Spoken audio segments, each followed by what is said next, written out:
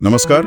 आज तारीख है 24 जून 2025 और हमारे पास आज भारत से जुड़े कुछ अहम खबरें हैं, कुछ रिपोर्ट्स हैं। जी। मकसद ये है कि इनमें से जो सबसे ज़रूरी बातें हैं, जो गहरे पहलू हैं, वो निकालें। तो चलिए शुरू करते हैं आज की चर्चा। बिल्कुल। आज देखिए कई तरह की घटनाएं हुई। एक तरफ राजस्थान में डॉक्टरों का विरोध प्रदर्शन देखने को मिला, तो वहीं एयर इंडिया की एक जरूरी सुरक्षा जांच टल गई। फिर मध्य भारत में मानसून भी सक्रिय हुआ है। अच्छा। और बेंगलुरु में बिजली कटौती भी हुई।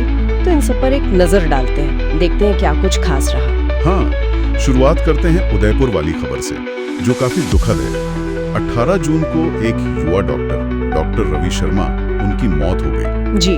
हॉस्टल में, वो भी एक खराब वाटर कूलर से करंट लगने की वजह से। ये तो मतलब सुनने में ही अजीब लगता है, लापरवाही साफ दिखती है। हाँ बिल्कुल। और जो दूसरी पोस्टमार्टम रिपोर्ट आई, उसने भी इसी बात की पुष्टि की है कि मौत करंट लगने से हुई। साथ में सिर पर चोट का भी जिक्र है। तो ये सीधे बुनियादी ढांचे में जो गंभीर लापरवाही है, उसकी तरफ इशारा करता है। और इसी के चलते आज 24 जून को करीब 600 रेजिडेंट डॉक्टरों ने अपना विरोध तेज कर दिया। 600 डॉक्टर? जी हाँ। सुबह 8 से 10 बजे तक काम बंद रखा उन्होंने, काली पट्टी बांधकर विरोध जताया।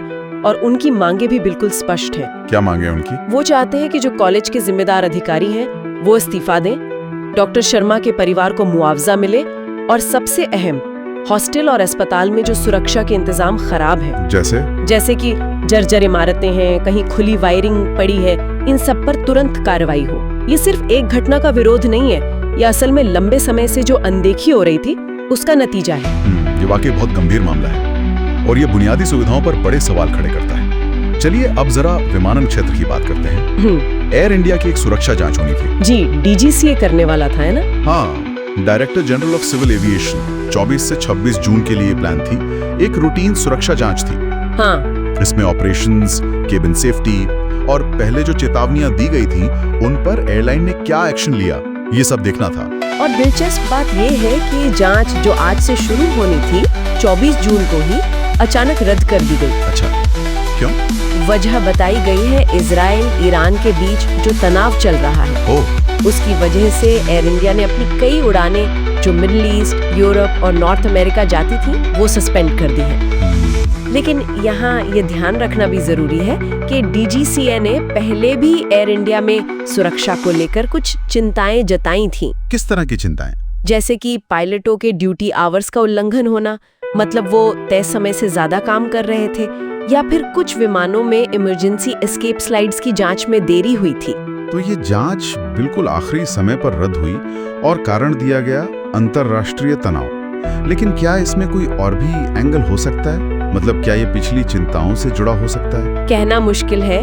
देखिए, आधिकारिक कारण तो भू राजनीतिक तनाव है और वो वाजिब भी लग सकता है, क्योंकि उड़ानें वाकई प्रभावित हुई होंगी। सही बात है। लेकिन हाँ, ये भी सच है कि इसके रद्द होने से जो सुरक्षा निगरानी की प्रक्रिया है, उसमें एक तरह से रुकावट तो आई ही है, खासकर तब जब पहले से कुछ मुद्दे पेंडिंग हो। दिखाता है कि बाहरी घटनाएं कैसे अंदरूनी सिस्टम्स को प्रभावित कर सकती हैं। बिल्कुल। अच्छा, एक तरफ ये सिस्टम और सुरक्षा के सवाल थे, तो दूसरी तरफ प्रकृति भी सक्रिय थी। मध्य भारत में मॉनसून। जी हाँ, 24 जून से दक्षिण पश्चिम मॉनसून ने मध्य भारत में जोर पकड़ा है। मौसम विभाग यानी IMD ने तो विदर्भ में, खासकर नागपुर के आसपास 24 से 27 जून तक भारी से बहुत भारी बारिश का अनुमान लगाया है। ओह, बहुत भारी बारिश। जी, साथ में गरज चमक, बिजली गिरने और 40-50 किलोमीटर प्रति घंटे की रफ्तार वाली हवाओं की भी बात कही गई है। जिला स्तर पर चेतावनी जारी की गई थी।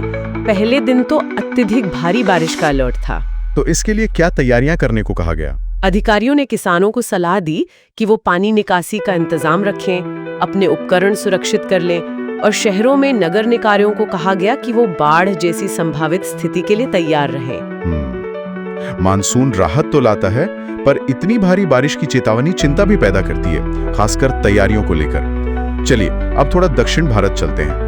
बेंगलोर में भी आज कुछ इलाकों में बिजली गुल रही। हाँ, लेकिन ये एक तयशुदा कटौती थी, मतलब प्लान्ड शटडाउन था। Bangalore electricity supply company limited, BESCOM, उसने रख रखाव के काम के लिए किया था।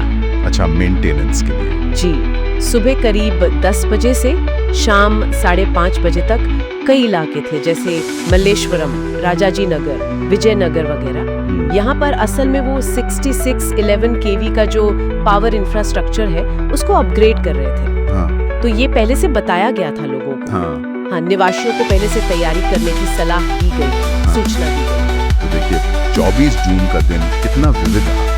एक तरफ उदयपुर में लापरवाही से हुई मौत और उसका विरोध, दूसरी तरफ एयर इंडिया की जांच का टलना, जिसमें बाहरी कारण बताए गए, फिर प्रकृति का रौद्र रूप मध्य भारत में, और बैंगलोर में व्यवस्था सुधारने के लिए प्लांट काम। बिल्कुल सही। ये सारी घटनाएं भले ही अलग अलग जगहों की हो, अलग अलग सेक्टर की हो, पर ये कहीं ना कहीं एक तस्वीर तो दिखाती हैं।